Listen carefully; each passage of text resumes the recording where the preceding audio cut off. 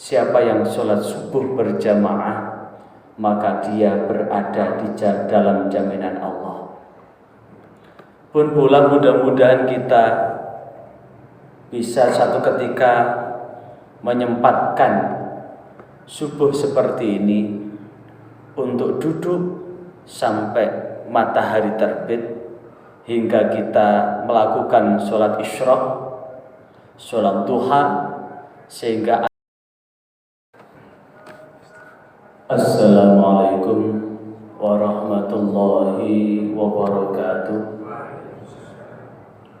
Alhamdulillah, Allahumma sholli wa sallim wa barik ala sayyidina Muhammad wa ala alihi wa ashabihi wa man irtadha ma ba'd.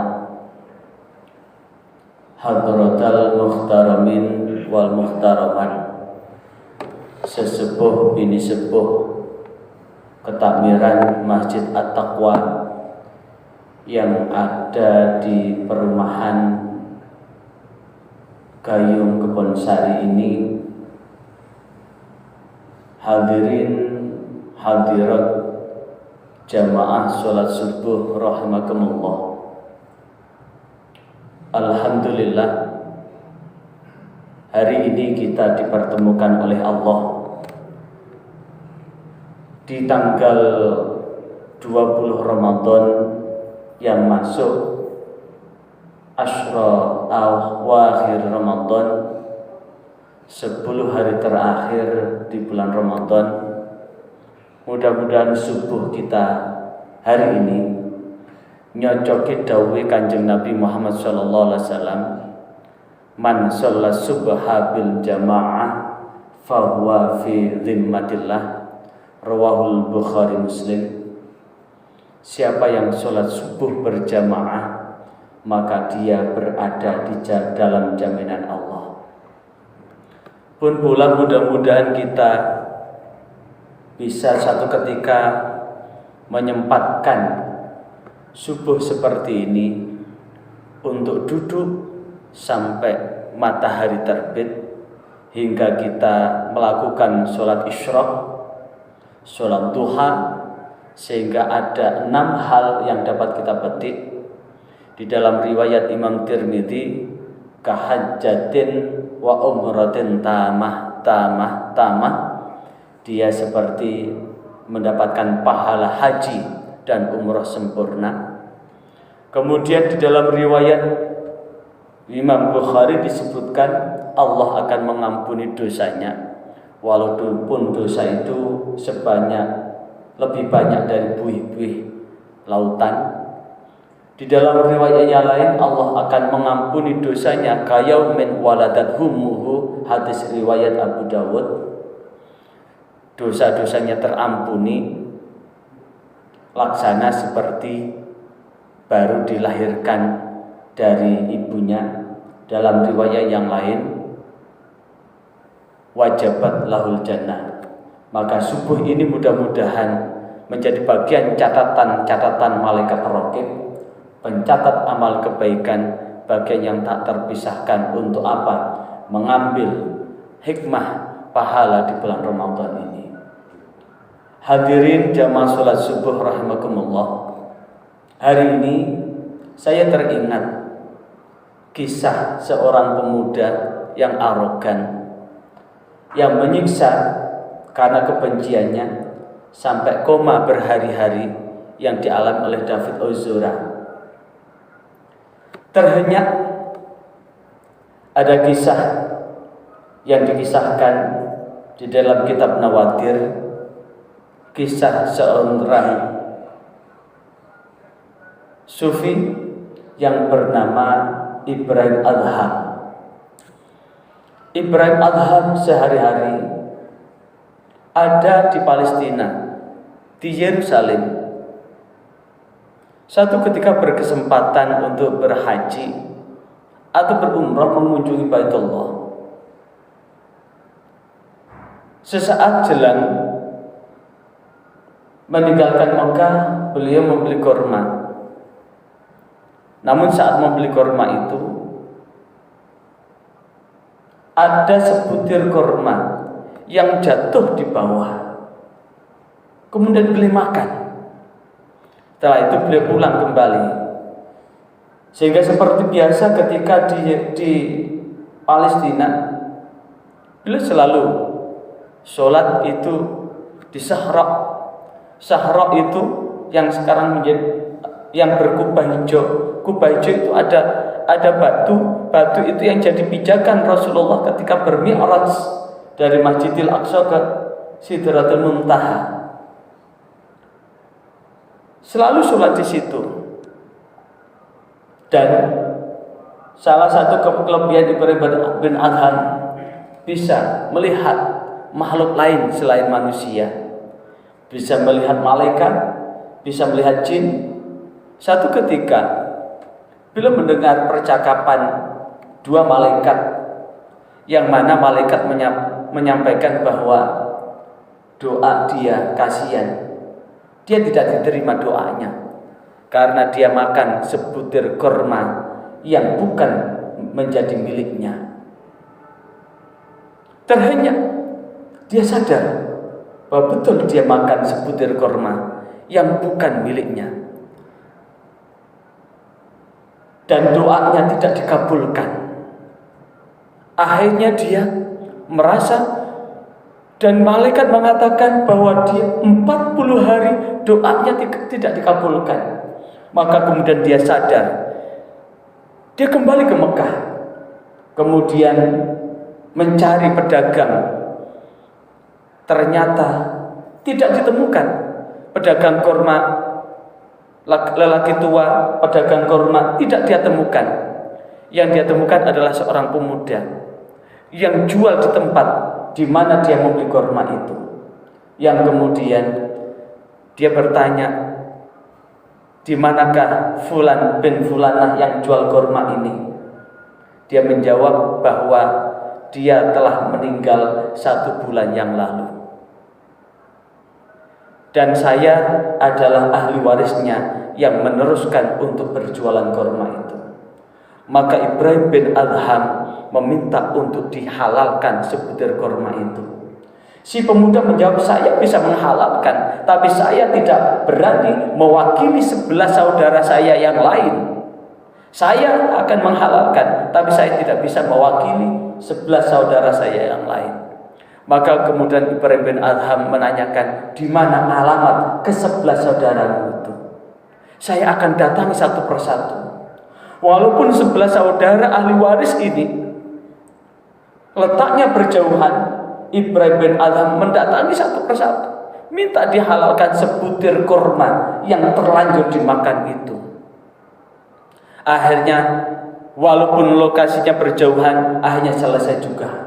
Setelah selesai dan seluruh ahli warisnya dari pedagang kurma itu menghalalkan, dia kembali lagi ke Palestina. Seperti biasa, dia selalu mengambil tempat untuk sholat, untuk ibadah di dom itu, di Sahra itu. Dan kemudian seperti biasa, dia mendengar percakapan dua malaikat. Doa dari Ibrahim bin Adham sekarang sudah dikabulkan, karena sebutir kurma telah dihalalkan. Hadirin yang berbahagia, maka tentu segala sesuatu yang diperoleh dengan jalan yang tidak benar akan menghasilkan kulit, tulang, dan daging yang haram, yang akibatnya akan mempengaruhi karakter dari orang-orang yang mengambil itu. Maka sungguh apa yang dialami oleh David Ozora, yang dilakukan oleh seorang pemuda yang di media sosial, di media online sudah menyampaikan bagaimana malang melintangnya si anak ini, mulai dengan menggunakan mobil mewah yang kemudian masuk ke Taman Nasional yang ada di Bromo dengan pongahnya, yang memakai mobil gede dan sebagainya dengan pongahnya, yang masuk tol yang konon tidak usah bayar, yang ketika berurusan dengan hukum bisa dibeli. Tapi apa yang terjadi?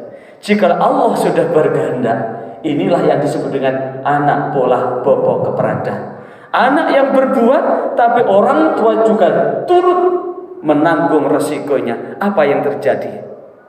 Ini sudah menjadi alamat akan kedua-duanya sudah menjadi kesakitan dihukum. Si anak berbuat kriminal, orang tua juga berbuat kriminal. Si anak telah diadili akibat sifat adigam, adigum, adigunonya.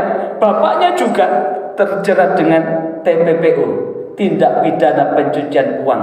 Klop sudah. Artinya apa? Ini baru di dunia, belum di akhirat. Karena itulah man akalal halal, siapa yang makan yang halal, tustajab dakwatuk, akan dikabulkanlah doamu. Di dalam riwayat tiptokmu tustajab dakwatuk, baguskanlah makananmu, maka akan terkabullah doa-doamu. Hadirin yang berbahagia, maka apa yang terjadi ini Allah sudah mengingatkan sebetulnya di dalam Al-Quran surah Al-Anfal surah nomor 8 ayat 28. Di sana Allah mengingatkan, a'udzubillahi minasyaitonirrajim, wa'lamu annama amwalukum wa auladukum fitnah, dan ketahuilah bahwa sesungguhnya hartamu dan anak-anakmu itu akan menjadi cobaan, akan menjadi fitnah. Betapa tidak, harta yang kita miliki hanya statusnya hak pakai. Kita hanya memakai seperlunya di dunia ini. Ibarat kita ini berpuasa dari tanggal 1 dan sekarang sudah masuk tanggal 20. Kita merasa bahwa makanan yang ada di pasar, yang akan dijajakan di pinggir jalan, itu semuanya nikmat.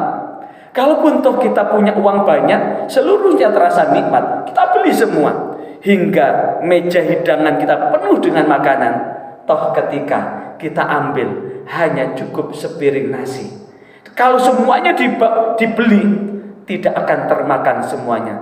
Itulah hakikat daripada nafsu itu. Orang bernafsu dengan harta.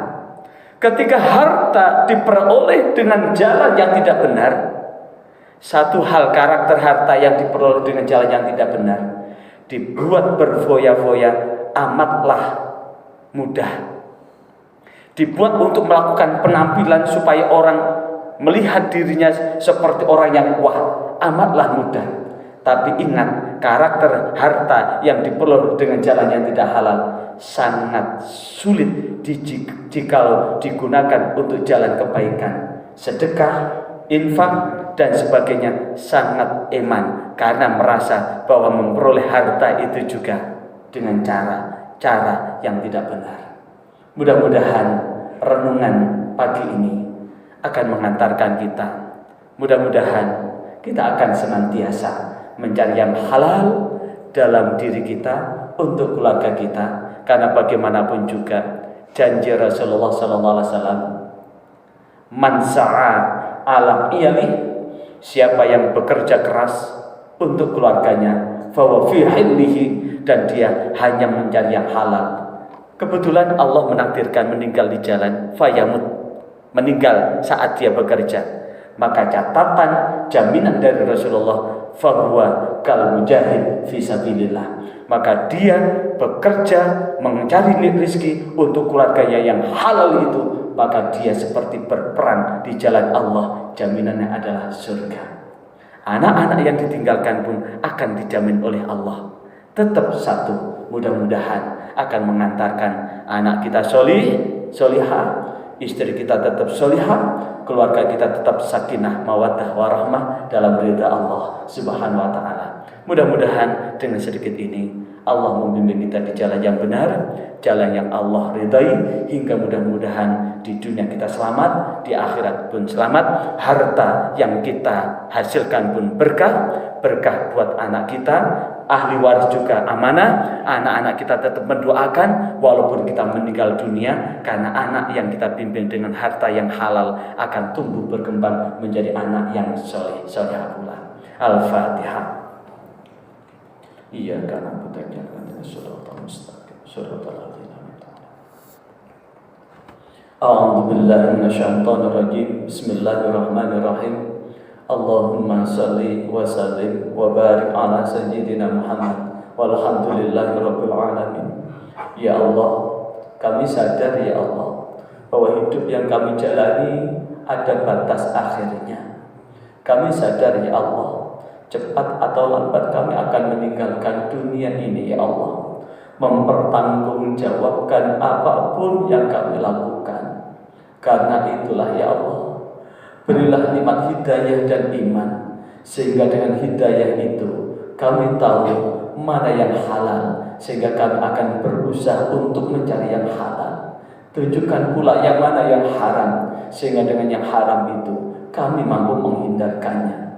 Ya Allah, ya Tuhan kami akan mempertanggungjawabkan sekecil apapun amal perbuatan kami. Karena itulah ya Allah, bimbinglah kami untuk mempergunakan setiap desah nafas kami, setiap detak jantung kami, setiap jengkal langkah kami untuk mencari ridho-Mu. Ridho-Mu dalam bekerja, ridho-Mu dalam membimbing anak-anak kami, ridho-Mu dalam melakukan aktivitas apapun yang ada di dunia ini. Jauhkan pula ya Allah dari penyesatan dan ketersesatan yang disesatkan oleh syaitan yang ingin menginginkan kami menjadi pengikutnya. Dan na'udzubillah ya Allah, tetapkanlah kami dengan iman, tetapkanlah kami dengan Islam, tetapkanlah kami dengan akhlak-akhlak yang mulia, mengikuti sunnah Rasulullah dan mengikuti firman-firman-Mu dalam hidup dan kehidupan kami. Allahumma sahil umurana wa hassil maqasidana wa ballighna ilaika ya Allah. Rabbana jama'na jam'an marhuma wa tafarraqna ba'da ma'suma. Rabbana hab lana min azwajina wa dhurriyyatina qurrata a'yun waj'alna lil muttaqina imama. Rabbana atina fid dunya hasanah wa fil akhirati hasanah wa qina adzabannar. Walhamdulillahi rabbil alamin. Demikian, mudah-mudahan ada guna dan manfaatnya. Mohon maaf atas segala kekhilafan jika ada kekurangannya. Wa'alaikum warahmatullahi wabarakatuh. Wassalamualaikum warahmatullahi wabarakatuh.